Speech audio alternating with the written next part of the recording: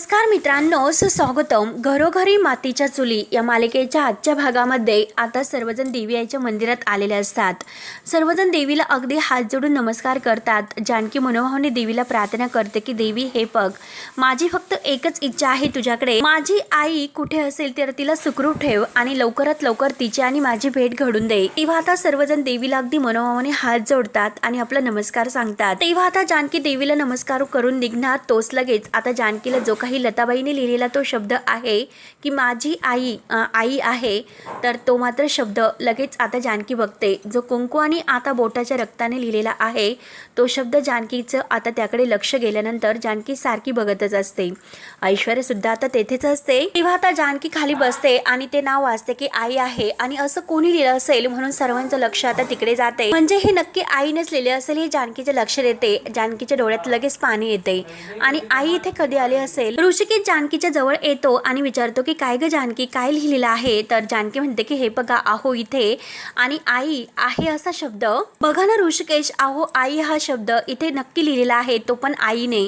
नक्कीच माझी आई इथे कुठेतरी आहे. तर आता ऋषिकेश म्हणतो की जानकी अगं तू हे काय बोलतेस. तेव्हा आता सगळेजण जानकीकडे पाहत असतात. सुमित्रा, अवंतिका हे सगळेजण आता तेथेच असतात.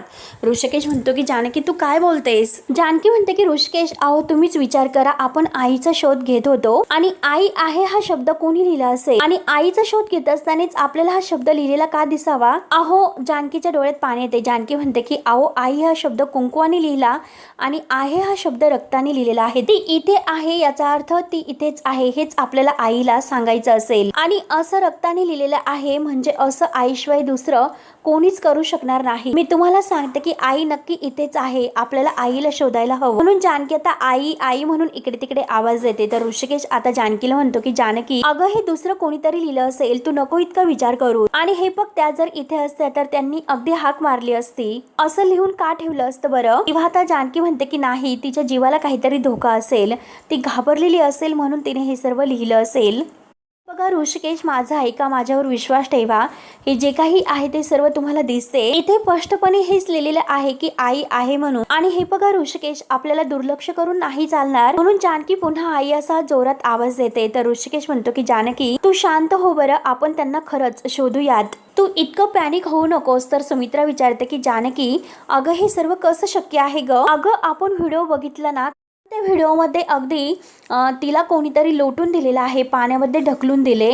तेव्हा जानकी म्हणते की नाही, माझी आई जिवंत आहे आणि तिला पोहता येत होते. तिला जरी पाण्यामध्ये ढकलून दिले असेल पण तरी सुद्धा तिला पोहता येत होते. तेव्हा आता सुमित्रा म्हणते की काय बोलतेस जानकी. तर आता जानकी म्हणते की हो आई, कॉलेजमध्ये असताना ती अगदी स्विमिंग चॅम्पियन होती आणि त्याबद्दलचे पुरावे सुद्धा आमच्याकडे आहेत. अजून सुद्धा आईची बॉडी सापडलेली नाही. हे बघा, मला पूर्ण खात्री आहे माझी आई जिवंत आहे. आणि लगेच जानकी आता देवीला हात जोडते आणि देवी आईला रडतच म्हणते की देवी आई तुझीच ही कृपा, माझ्या आईला पोहता येते, ती मरू शकत नाही असे जानकी आता सर्वांना ओरडू सांगत असते. तेव्हा अवंतिका म्हणते की वहिनी हे बघा, डोंट वरी, तुम्ही काही काळजी करू नका. जर आई इकडे असतील ना तर आपण नक्की त्यांना शोधूयात, तर नक्की आपल्याला सापडतील. तेव्हा आता ऋषिकेश म्हणतो की हो अवंतिका ठीक आहे, अवंतिका तू इकडे शोध, आम्ही बाहेर शोधतो. आणि तो जानकीला म्हणतो की चल जानकी आपण शोधूयात. तेव्हा जानकी आणि ऋषिकेश लगेच आता लताबाईला बाहेर शोधायला जातात. तेव्हा आता ऐश्वर्या सुद्धा लताबाईला शोधत असते इकडे तिकडे आणि आता जानकी आणि ऋषिकेश सुद्धा मंदिराच्या बाहेर येतात आणि लताबाईला शोधत असतात. आता आसपास जे काही दुकानावरील माणसं आहेत तर त्यांना सुद्धा विचारतात की नक्की ह्या बाईला कुठे बघितलं का, लताबाईचं वर्णन सांगतात. ऐश्वर्या सुद्धा आता इकडे ह्या लताबाईला शोधत असते की ही म्हातारी कुठे गेली असेल. आणि ही म्हातारी सुद्धा तिच्या मुलीसारखी चतुर आहे म्हणून आता ऐश्वर्याची खूप चिडचिड सुरू असते. ऐश्वर्याचा तो चेहरा बघून आता ऋषिकेशचं लक्ष जाते. ऋषिकेश एकटक आता ऐश्वर्याकडे बघत असतो आणि त्याला आता ऐश्वर्याचा संशय येतो. तो लगेच आता ऐश्वर्याला आवाज देतो ऐश्वर्या. तर ऐश्वर्याच्या पायाखालची जमीन सरकते. तर ऋषिकेश तिच्याजवळ येतो आणि ऐश्वर्याला विचारतो की तू येथे काय करतेस आणि काय ग ऐश्वर्या, तू एकटीच स्वतःची अशी का बडबड करते. तर आता ऐश्वर्याला काय उत्तर देऊ आणि काय नाही हे सुचत नसतं. ती नाही आणि तत मम करत असते. तेव्हा ऋषिकेश ओळखतो. ऋषिकेश म्हणतो की ऐश्वर्या तू खोटं बोलू नकोस, तू लताबाईंना शोधतेस ना. तर आता लताबाई नाव घेतल्यानंतर ऐश्वर्याच्या पूर्णपणे आता अगदी तिला धक्काच बसतो. ऋषिकेश म्हणतो की तू लताबाईला बघितलं आहेस ना, म्हणूनच तू त्यांना शोधते ना. ऐश्वर्या आता खोटं बोलते. ऐश्वर्या म्हणते की काय बोलता तुम्ही, मी कशाला त्यांना बघू, मी नाही बघितलं. अहो ऋषिकेश दादा तुम्ही काही पण कसं बोलतात. अहो लताबाईंना मी कसं बघेल, त्या तर जिवंत सुद्धा नाहीत. ऋषिकेश लगेच म्हणतो की अरे बापरे, भोळेपणाचा आव आणण्यासाठी ऐश्वर्या तुला किती कष्ट घ्यावे लागतात ग. आणि नाही हे बघ, तू अजिबात कष्ट घेऊ नकोस. अगं खरं खरं सांग की लताबाई जिवंत आहे हे तुला माहिती आहे ना. आणि हे बघ अगं, तुला तर माहिती असणं हे गरजेचंच आहे, कारण लताबाईसाठी तू नक्की काय असं करून ठेवलेलं आहे तुलाच माहिती आहे. ऋषिकेश स्पष्ट शब्दात आता ऐश्वर्याला पकडतो. पण ऐश्वर्या म्हणते की ऋषिकेश दादा अहो काही कसं बोलतात, मला कसं लताबाईबद्दल माहिती असेल, लताबाई जिवंत कशा असतील. आणि तेवढं तेथे जानकी येते. जानकी विचारते की काय झाले. तर आता सुमित्रा आणि अवंतिका सुद्धा आता मंदिरात शोधून बाहेर येतात. त्यावर आता लगेच ऋषिकेश म्हणतो की जानकी अगं तुझ्या आईला फक्त आपण शोधतो असे नाही, कारण ऐश्वर्या सुद्धा त्यांना शोधते. तर ऐश्वर्या रागाने आता ऋषिकेशकडे बघत असते. आता हे ऐकून जानकीला आणखीनच ऐश्वर्याचा राग येतो. आता जानकी म्हणते की काय, तर ऐश्वर्या म्हणते की मी कशाला लताबाईला शोधेल. आता जानकी विचारते की अगं मग तू येथे देवळाबाहेर काय करतेस. तर आता ऐश्वर्या म्हणते की काय करतेस म्हणजे. आणि सुमित्रा आणि अवंतिका जवळ येतात. तर सुमित्रा विचारते की काय ग जानकी काय झाले, अगं लताबाई दिसल्या का कुठे. त्यावर आता ऋषिकेश म्हणतो की नाही. आणि तेवढ्यात आता एका कडेला, झाडाच्या कडेला अगदी त्या मंदिराच्या बाजूला थोडीशी लताबाई आता डोकावून पाहत असते. तर ऋषिकेश म्हणतो की कदाचित त्या आपल्या समोर येऊ नये अशी कोणीतरी सोय केलेली असेल, हो की नाही ऐश्वर्या. तर ऐश्वर्या अगदी तिचा चेहरा अगदी भामट्यासारखा होत असतो. आता ऋषिकेश आणि जानकी या दोघांनी बरोबर ओळखलेलं असतं की ऐश्वर्या लताबाईला शोधते म्हणून. आता ऐश्वर्याला स्पष्ट शब्दात विचारल्यानंतर ऐश्वर्या लगेच आता थोडंसं रडण्याचं नाटक करते आणि भोळ्यापणाचा आव आणून सुमित्रा समोर आता ऋषिकेशला म्हणते अहो ऋषिकेश दादा तुम्ही काही कसे आरोप माझ्यावर करतात, ओ मी काही केलेले नाहीच. तर जानकी म्हणते की अगं तू काही केलं असे ते नाही म्हणालेच. आणि काय ग ऐश्वर्या मग चोराच्या मनात चांदणं असं आहेस का. तेव्हा ऐश्वर्या पुन्हा आता आईसमोर रडण्याचं नाटक करते आणि म्हणते की आई अहो बघतात ना तुम्ही हे दोघे जण माझ्यावर कसले आरोप करतात, अगदी तुमच्या समोर ते माझ्यावर संशय घेतात. आई हे बघा मी फक्त आणि फक्त देवळाबाहेर येऊन उभी राहिले होते हो. मला एक गोष्ट सांगा बरं, लताबाई कशा दिसतील, त्या तर मेलेल्या आहेत ना. तेव्हा आता जानकीला खूप राग येतो. जानकी म्हणते की हे बघ ऐश्वर्या माझी आई मेलेली नाही, ती जिवंत आहे, तू काही म्हणू नकोस. तेव्हा आता लगेच ऐश्वर्या विचारते की कशावरून. तर जानकी म्हणते की कारण माझ्या आईला पोहता येते. तेव्हा आता ऐश्वर्याच्या लक्षात येते की आपण लताबाईला जरी पाण्यात ढकलून दिले असेल त्यामुळेच आता तिला पोहता येत असल्यामुळे ती वाचली. जानकी म्हणत असते की हे ती बुडून मरू शकत नाही, मला माहिती आहे. तर लताबाई सुद्धा आता हे सर्व ऐकत असते. आता लताबाईला अगदी जानकीचं हे बोलणं ऐकून खूप आनंद होतो. ती आपल्या जानकीकडे अगदी डोळे भरून बघत असते. जानकी म्हणते की मी माझ्या आईला नक्की शोधून काढणार आणि तिला शोधून मी सगळ्यांच्या समोर घेऊन येणार म्हणजे येणारच. आणि जो तुझा हा खोटारडा चेहरा आहे ना, तर तो सगळ्यांच्या समोर आणून तू खोटी कशी आहे हे सर्वांच्या समोर मी सिद्ध करणार म्हणजे करणारच. तर आजूबाजूच्या ज्या बायका आहे त्या जानकी आणि ऐश्वर्या दोघींकडे बघत असतात. तेव्हा आता ऐश्वर्या सगळ्यांसमोर रडण्याचं नाटक करते आणि जानकीला म्हणते की हो अगं बाई कर, तुला जे करायचं असेल ते कर, कारण मला रोज रोज हे सर्व ऐकून कंटाळा आलेला आहे आता. तेव्हा आता जानकी म्हणते की बास ऐश्वर्या, हे जे काही तू कांगावा करतेस ना तो बंद कर. तर जानकी आता सुमित्राला म्हणते की आई अहो ह्या ऐश्वर्याने माझ्या आईला बघितलं आहे म्हणूनच ती आईला शोधत शोधत इथे बाहेर आली होती आणि आता मात्र ती खोटं बोलते सगळ्यांच्या समोर. तेव्हा ऐश्वर्या पुन्हा इकडे तिकडे लोकांकडे बघते आणि रडण्याचं नाटक करून सगळ्यांच्या समोर सुमित्राला म्हणते की आई अहो तुम्ही बघतात ना जानकी लोकांसमोर माझ्यावर कसे वाटेल तसे आरोप करते, मी तर इथे. तर जानकी म्हणते की नाही बास कर, तू अगदी आरोप करत आहे.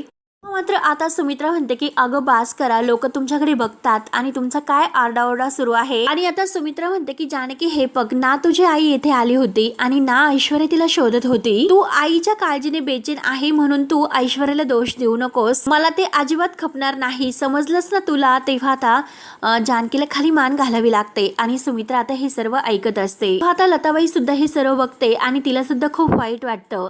तर आता सुमित्रा लगेच ऐश्वर्याला चल म्हणून तिला घेऊन जाते तेव्हा आता लताबाई पाहतच असते, परंतु जानकीचं मन तिला सांगत असतं की आई इथेच कुठेतरी होती, नक्की होती. तिने तिच्या रक्ताने लिहिलेलं आहे आणि ते सर्व मी ओळखू शकते. म्हणून जानकी आता इकडे तिकडे पुन्हा अगदी लताबाईला शोधत असते. त्यानंतर ऐश्वर्या सुमित्रा गाडीमध्ये बसवते आणि तिच्या माणसांना लगेच फोन करते. तेव्हा आता ऐश्वर्या बाजूला होऊन फोन करून म्हणते की मूर्ख लोकांनो, अरे तुम्ही तिकडे काय करतात?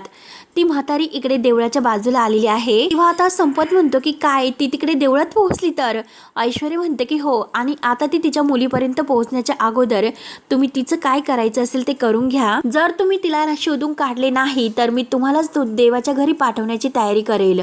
तेव्हा आता संपत म्हणतो की मॅडम हे बघा, अहो आम्हाला काही करू नका, आम्ही तिला नक्की शोधतोय. ऐश्वर्या म्हणते की लवकरात लवकर शोधा, ती म्हातारी इथेच कुठेतरी असेल. तेव्हा आता संपत विचारतो की जर ती म्हातारी सापडली तर काय करू? तर ऐश्वर्या म्हणते रागाने, अरे खणन नारळाने तिची ओटी भर. आणि परत आता आपल्या माणसावर खूपच भडकते की डोक्यावर पडल्यासारखं काय बोलतात, काय करू म्हणजे नक्की काय करायचं आहे हे समजत नाही. एक गोष्ट लक्षात ठेवायची, ती लताबाई आहे ना, ती आमच्या सगळ्यांच्यासाठी मेलेली आहे आणि मेलेली माणसं परत येत नसतात. त्यामुळे एक गोष्ट लक्षात ठेवायचं, ती लता सुद्धा परत येता कामा नये. आणि आता फोन ठेव आणि तिला शोधा. आता ऐश्वर्याला खूप टेन्शन येते की नक्की ही म्हातारी कुठे गेली असेल. आणि तेवढ्याच सुमित्रा ऐश्वर्याला आवाज देते. तर ऐश्वर्या हो हो करत आता पुन्हा गाडीत येऊन बसते. त्यानंतर आता सगळेजण घरी येतात, परंतु तरी सुद्धा जानकीचं मन ऐकायला तयारच नसते. ती आपल्या आईबद्दलच विचार करत असते. त्यानंतर आता ऋषिकेश जानकीला समजावतो की जानकी हे बघ, अगं तू तर अजून तोच विचार करते, त्यामुळे हे बघ जानकी तू इतकं टेन्शन घेऊ नकोस, आई नक्की सापडतील. त्यावर तर जानकी म्हणते की हे बघा ऋषी, आई जिवंत आहे हे आपल्याला जसं माहिती आहे तसं ऐश्वर्याला सुद्धा आता ते कळालेलं आहे. तर नक्की तिने ऐश्वर्या किती लबड आहे, धूर्त आहे तुम्हाला माहितीच आहे.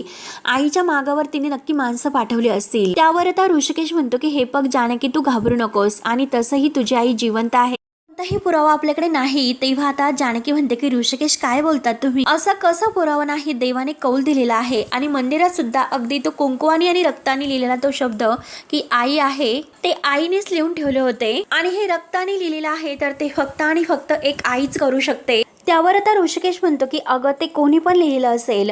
तेव्हा आता मला लगेच आता म्हणजे जानकी असं वाटतं की तू आईबद्दल जरा जास्तच विचार करते आणि सगळ्या काही गोष्टी आहे तर त्या फक्त आणि फक्त तू तिच्या अवतीभोवती जोडण्याचा प्रयत्न करते. तेव्हा आता जानकी म्हणते की म्हणजे ऋषिकेश तुमचा माझ्यावर विश्वास नाही का? तर ऋषिकेश म्हणतो की जानकी हे बघ, माझा तुझ्यावर विश्वास आहे, फक्त तू जरा प्रॅक्टिकली विचार कर. तेव्हा आता जानकी म्हणते की ठीक आहे, जर प्रॅक्टिकली विचार करायला गेले तर आपण जेव्हा ऐश्वर्याजवळ गेलो होतो तेव्हा तिच्या चेहऱ्यावर काहीतरी माहिती असल्याचे भाव दिसलेच असतील ना. तेव्हा आता ऋषिकेश म्हणतो की जानकी अगं ती ऐश्वर्या जरीही तिला काही माहिती असेल तरी सुद्धा ती आपल्याला ते सांगणार आहे का? आणि आता त्या ऐश्वर्याला काय माहिती आहे आणि काय माहिती नाही त्यापेक्षा त्या आपल्या म्हणजे तुझ्या आईला शोधणं हे खूप गरजेचं आहे.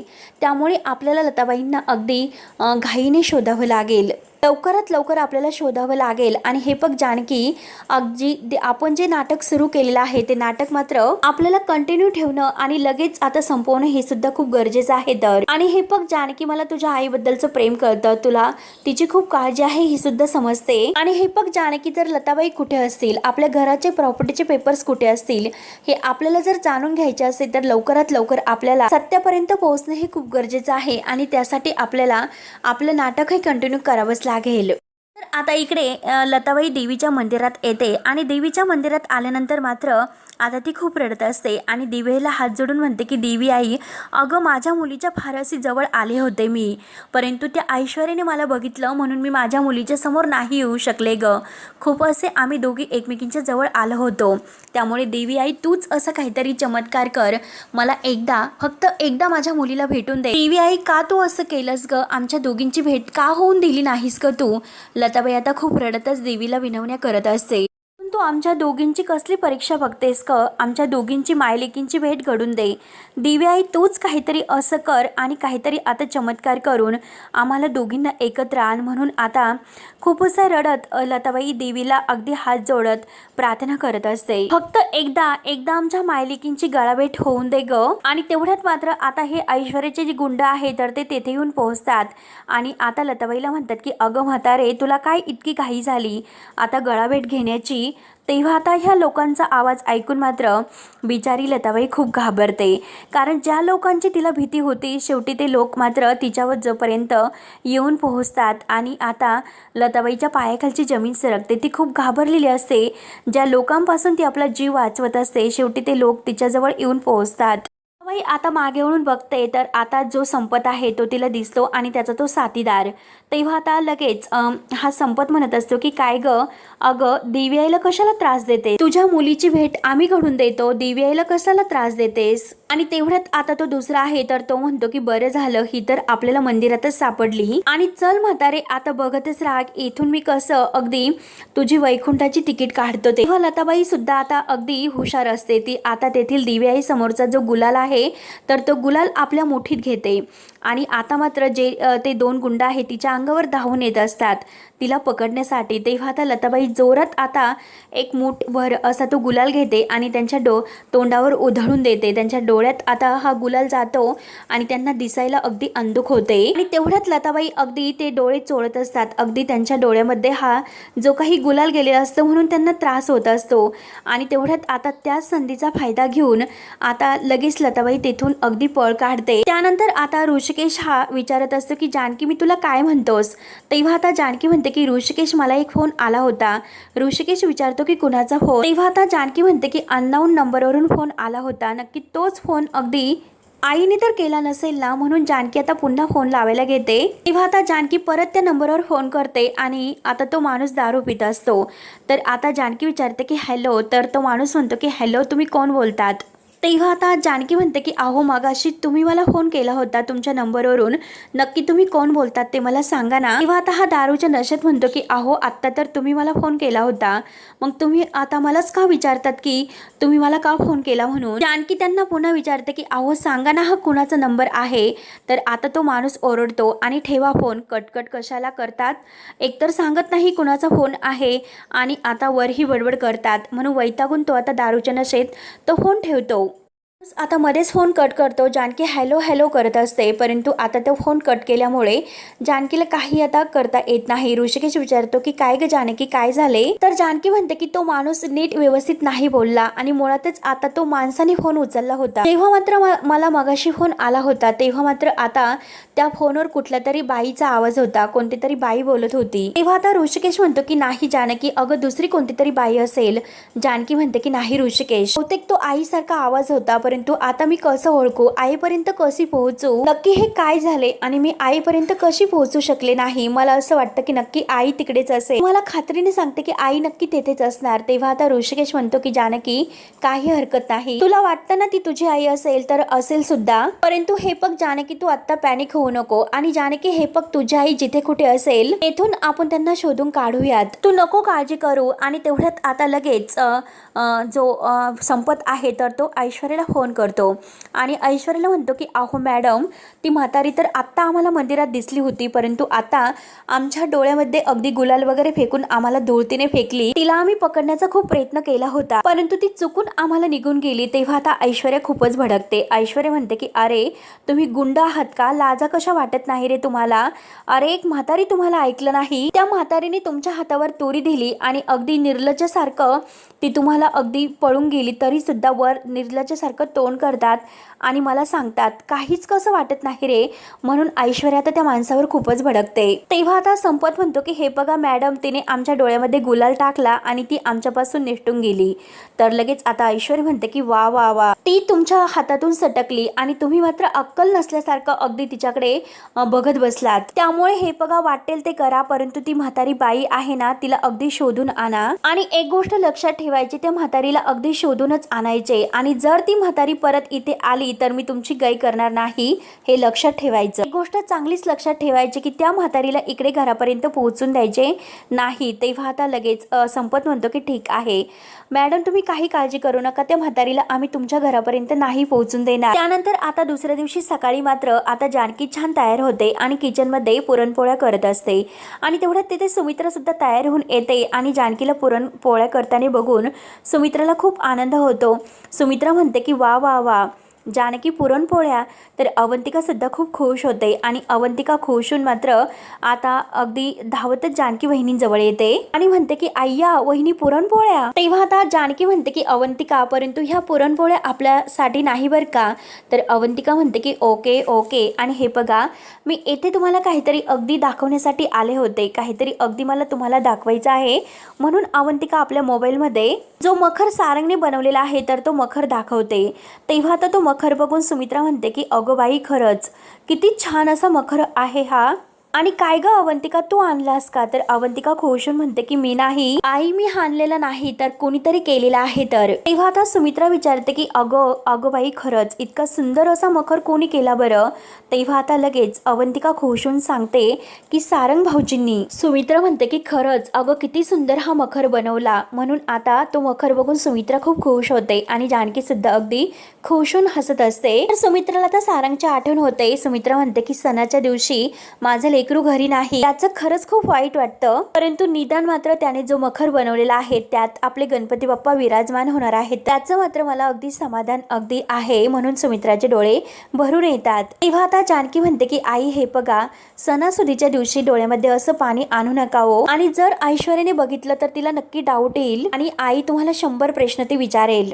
बघा आई, चेहऱ्यावर जरा हसू आणा आणि लवकरच आता सगळं काही ठीक होणार आहे. तर सारंग भाऊजी लवकरच आपल्या घरात येतील आपल्या सोबत. तेव्हा आता अवंतिका तो मखर दाखवत असते आणि आईला खुश करत असते. सुमित्रा बघून म्हणते की खरंच मखर तर खूप सुंदर आहे, खूप छान, परंतु आहे मात्र कुठे. तेव्हा आता लगेच अवंतिका म्हणते की अहो आई, बाहेरच आणून ठेवलेला आहे मी, आणि ह्या काचेच्या वस्तू आहेत तर त्या आतमध्ये आणायला गेल्या तर तुटतात फुटतात, त्यामुळे रिस्क घ्यायला नको, म्हणून मी अगदी फोटोच काढला आणि तुम्हाला दाखवायला घेऊन आले. तेव्हा आता जानकी म्हणते की हो, परंतु सावकाश अगदी व्यवस्थित ठेव आणि तोपर्यंत मी नैवेद्याचं बघते. त्यावर आता अवंतिका म्हणते की ओके वहिनी आणि धावतच ती बाहेर जाते. त्यानंतर आता गणपतीची पूर्णपणे सजावट होऊन त्या मखरामध्ये आता तो गणपती बसवला जातो.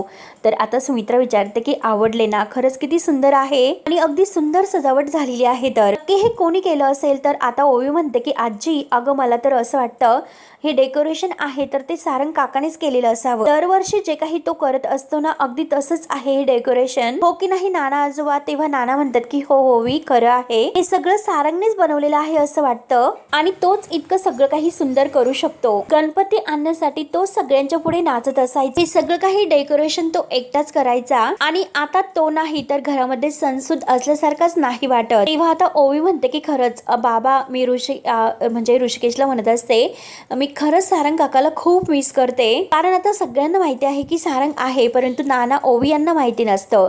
ऐश्वर्यासाठी आता त्यांनी त्यांच्यापासून ते लपवलेले असते. तर आता ओवी आणि नानांना खूपच अशी आठवण येते. ओवी आता घट्ट असे लगेच ऋषिकेशला मिठी मारते आणि सारंग काकासाठी डोळ्यामध्ये तिच्या पाणी येते आणि नानांच्या सुद्धा. मित्रा म्हणते की ओवी, हे बघ, अगं आम्ही सगळेजण आता सारंग काकाला मिस करतो. मला एक गोष्ट सांग बरं, सारंग काका जर असता आणि तू जर असा रडका चेहरा समोर ठेवला असता, त्याला चाललं असतं का. आणि हे बघ ओवी, अगं माझी पूर्ण खात्री आहे की सारंग काका आत्ता आपल्यामध्ये नसला ना, अगं तो आपल्या आसपास आहे, त्यामुळे त्याला असे रडके चेहरे केलेले अजिबात आवडणार नाही. चला बाप्पाला आणायला जायचं आहे ना, चला मग अगदी व्यवस्थित सगळ्यांनी खुश व्हा. त्यानंतर आता सगळेजण बाप्पाला आणायला निघतात आणि इकडे मात्र ऐश्वर्याचे गुंड हे लताबाईला शोधत असतात. त्यानंतर आता इकडे सारंगला अगदी घरी न्यायचे असते गणपती बाप्पाच्या उत्साहासाठी. सारंग आता थोडासा वेगळा वेश करतो आणि सौमित्रला म्हणतो की चल दादा, तयार आहे. तेव्हा आता सारंग म्हणतो की चल आता निघायचं. तर सौमित्र म्हणतो की अरे थांब, मला थोडंसं तुझ्या चेहऱ्याला गुलाल लावून दे. तर सारंग विचारतो की गुलाल, अरे गुलाल कशाला लावतो, दाढी आहे ना, मी दाढी लावलेली आहे. तर सौमित्र म्हणतो अरे दाढीने काय होणार आहे. आणि सारंग, तुला तर आपला प्लॅन तर माहिती आहे ना, ऐश्वर्याला तुझा चेहरा दिसला पाहिजे पण पूर्ण नाही. तिच्या मनामध्ये आपल्याला डाऊट क्रिएट करायची, तिला घाबरायचं आहे आणि जर तिला कळाले की तू जिवंत आहे तर मात्र अवघड होईल. सारंग म्हणतो की हो, ती खूप हुशार आहे. तर सौमित्र म्हणतो हुशार नाही, ती धूर्त आहे 1 नंबरची. आणि सारंग म्हणतो की चल आता तू माझ्या चेहऱ्याला गुलाल तर लाव. आज मात्र ह्या गुलालाने मी स्वतःचा चेहरा माखवतो, परंतु एक दिवस मात्र असा येईल ऐश्वर्याचं तोंड मी नक्की काळं करेल. म्हणून सारंगला डोळे बंद करायला लावून सौमित्र त्याच्या चेहऱ्याला गुलाल लावतो आणि गुलाल लावून झाल्यानंतर तू डायरेक्ट आता हा गणपतीच्या मिरवणुकीत समोर ये आणि त्यानंतर काय करायचं आहे हे तुला माहितीच असेल. सारंग म्हणतो की हो, त्या ऐश्वर्याला असा झटका द्यायचा आहे की आयुष्यभर ती विसरू शकणार नाही। चल म्हणून आता दोघेही जायला निघतात। त्यानंतर आता ऐश्वर्या इकडे आपल्या माणसांची वाटच बघत असते की त्यांचा फोन अजून का आला नसेल, म्हणून तिला खूप टेन्शन येते। आणि तेवढ्यात फोन येतो तर ऐश्वर्या विचारते की अरे मी केव्हाची तुमच्या फोनची वाट बघते, ती म्हातारी सापडली का? तेव्हा आता संपत म्हणतो की नाही मॅडम, ती कुठे गेली काहीच माहिती नाही। तर ऐश्वर्या म्हणते की कुठे गेली म्हणजे तिला शोधून काढा, परंतु ती इथे रणदिव्यांच्या घरात यायला नको। आणि तेवढ्यात मात्र आता सुमित्रा हे सर्व बोलणं ऐश्वर्याचं ऐकते आणि ऐश्वर्याला विचारते की कोण यायला नकोय। तेव्हा आता ऐश्वर्याची बोलती बंद होते। तेव्हा ऐश्वर्या लगेच आपलं बोलणं बदलवते आणि सुमित्रा विचारते की काय ग ऐश्वर्या, तू काय कुणाशी बोलत होती आणि इतकी का घाबरलीस तू? खोटं बोलते, म्हणते की आई तुम्ही अचानक आलात ना म्हणून मी दचकले जरा। सुमित्रा पुन्हा विचारते की ऐश्वर्या तू कोणाशी बोलत होती, कुणाचा फोन होता? तर ऐश्वर्याची बोलती बंद होते। तर मित्रांनो हा भाग येथे संपतो। पुढील भागामध्ये गणपती बाप्पाची मिरवणूक सुरू असते, सगळेजण अगदी गणपती बाप्पा मोरया असं करत असतात आणि तेवढ्यात लताबाई आता आत येणार, तोच लगेच आता हा ऐश्वर्याचा गुंड मागून येतो आणि तिचं तोंड दाबतो आणि लताबाईला आता गाडीमध्ये अगदी तोंड दाबून ते घेऊन जात असतात। तर जानकी देवाला हात जोडते की बाप्पा माझ्याही लवकरात लवकर सापडून दे। आणि त्याच गाडीतून आता जेव्हा मिरवणूक येत असते तर आता हे गुंड लताबाईला घेऊन जात असतात, परंतु जानकी मात्र त्या गाडीजवळ येते आणि आता लताबाईला अगदी डोकडोकवून पाहत असते। तर मित्रांनो आता जानकीला आपली आई गाडीजवळ सापडेल का हे पाहण्यासाठी आपल्या चॅनलला नक्की सबस्क्राईब करत राहा। धन्यवाद।